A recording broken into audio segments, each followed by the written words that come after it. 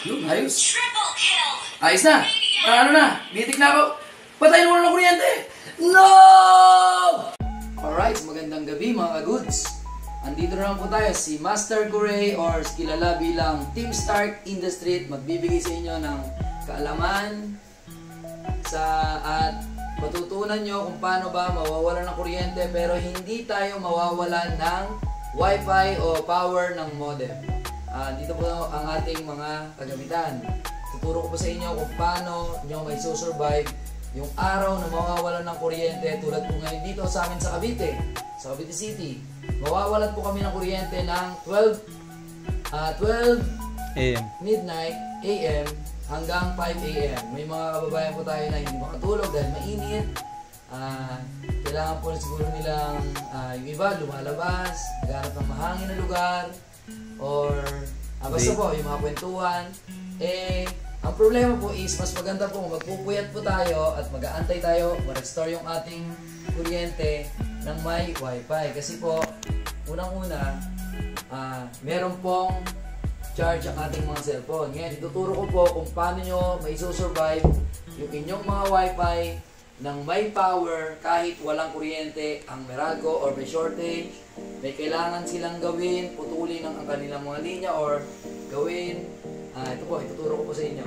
Dito po ang ating globe router at ang ating adapter. Ito yung ginagamit po natin sa kuryente pag ganayin po natin yung mga router natin. Pwede po ito sa lahat, kung Converge, PLDT, o Globe, basta kung ano po yung gamit nyo internet service provider. At meron po tayong battery ng motor, 12 volts output. Tulad po ng inyong mga Mio, Wave, Rusi, or Sniper, o ano pong meron yung mga asawa nyo, may mga motor, kunin nyo po yun kapag nawala ng kuryente. Gamitin nyo po sa inyong router. Tuturo ko po kung paano nyo po pakikinabangan yung battery sa inyong router modem. Ayan po. Usahan po natin. Ito po, meron po tayong battery. Battery po to, ito ng Mio Sporty. Pwede po sa kung ano po yung battery ng motor nyo, pwede po kasi 12 volts output po yung battery na ginagamit sa mga scooter or motor. Yan. Meron po tayong battery. Battery po siya ng Mio. At ito po yung ating adapter. Putulin po natin siya. Yan. Putulin po natin. Meron po tayong gunting. Yan. Pinutol ko po sa gitna para mas mahaba yung cable niya. Yan. Meron po siyang unang-una meron po siyang symbol. May symbol po siya na straight line. May mga pangalang nakasulat. Tapos meron din siyang parang highway na white black na symbol. Yan. Paano ba natin malalaman kung ano yung positive negative sa dalawa? Oops, teka lang. May papalala po ako. Oras po na pagkamali po kayo ng positive negative, maaari pong masunog ang inyong Wi-Fi modem. Malaking problema po yun para sa inyong service provider. Pwede po kayo sisihin, pwede po kayo magmulta. Kasi nasunog po dahil sa inyong DIY na power dito sa inyong modem. Kaya unang-una po, kailangan nyo pong mag-ingat. Pag nagkamali po kayo dito sa dalawang kable na to sa pag-connect sa positive negative, maaari pong masunog ang inyong Wi-Fi modem. Okay. Sige, tuturo din po natin paano po ba malalaman kung ano po yung positive negative dito sa dalawang to at sa terminal na to. Meron po yung butas. Yung butas po niyan is red. Ito pong parang makintab na to is yung black sa battery. Ulit nga, ulitin ko po. Yung butas po niya is red. Tapos po yung dito po sa may itong makintab na to is black. Paano po ba natin malalaman kung ano po dito yung red or ano yung black? Yan. Gamit po tayo ng gunting. Yan. Gunting po natin. Para lumabas po yung wire. Ay.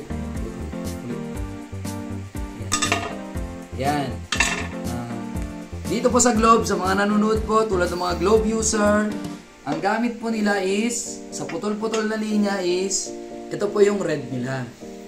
Yung straight line na may nakasulat na black, siya po yung black dito sa battery. Ayan po, makita natin black, red, black, red. Yung red po is may symbol na cross, positive. Yung black po is may symbol na negative. Yun po yung black. Ngayon po, i-connect po natin yung putol-putol na linya para po sa mga globe user. Yung putol-putol na linya ng may white is, yan po yung red. Para po dito yan ha, okay po, para sa mga globe. Sa mga converge user po is, yung putol-putol na white niya is, black po yun. Sa mga converge user naman, para hindi po kayo magkamali. Baka marami po sa inyo mga converge, or maraming globe user. Sa mga PLDT po, hindi ko po alam kung ano po yung terminal ng globe ay ng PLDT adapter terminal. Hindi ko po alam kasi wala po tayong sample. Yan. Yan po. Nakakulit na po siya. Yan. Yung putol na linyang may white is kinabit ko sa red.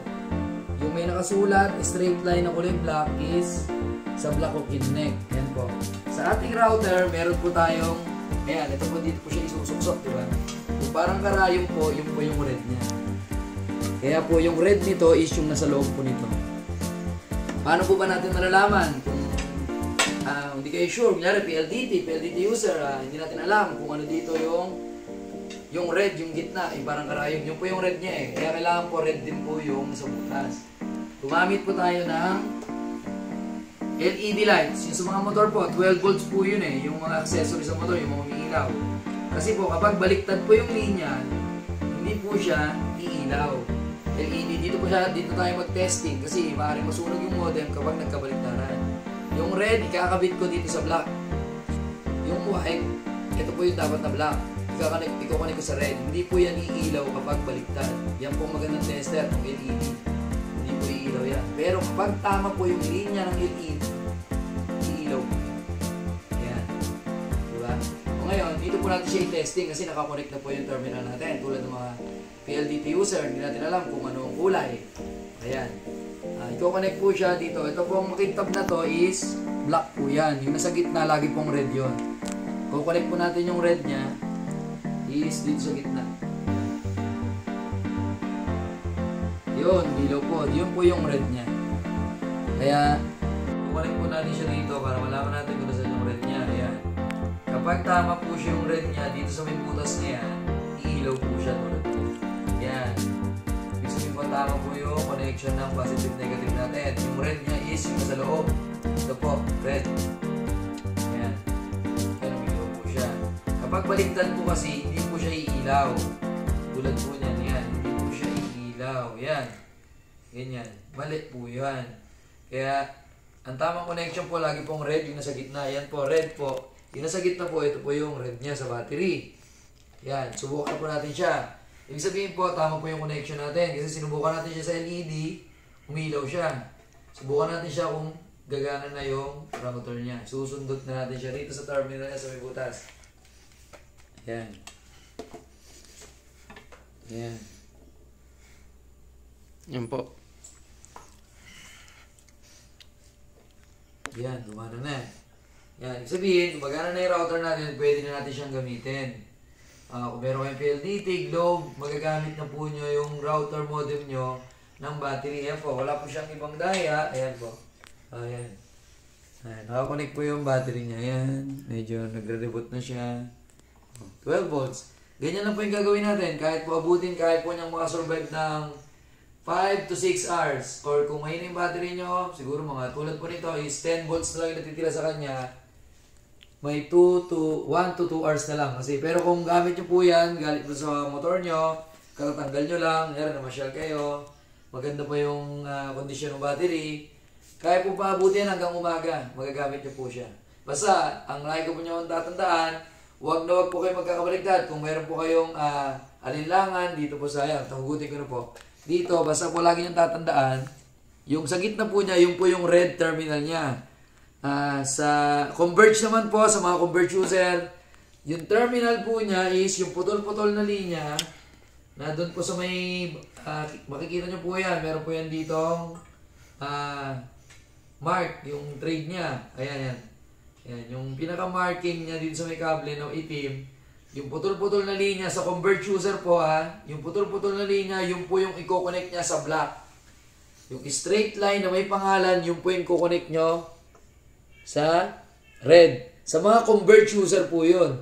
Pero sa globe user naman, yung putol-putol na linya na may white, yung po yung i-connect nyo sa red. Tulad po nito, yan. Ayan po.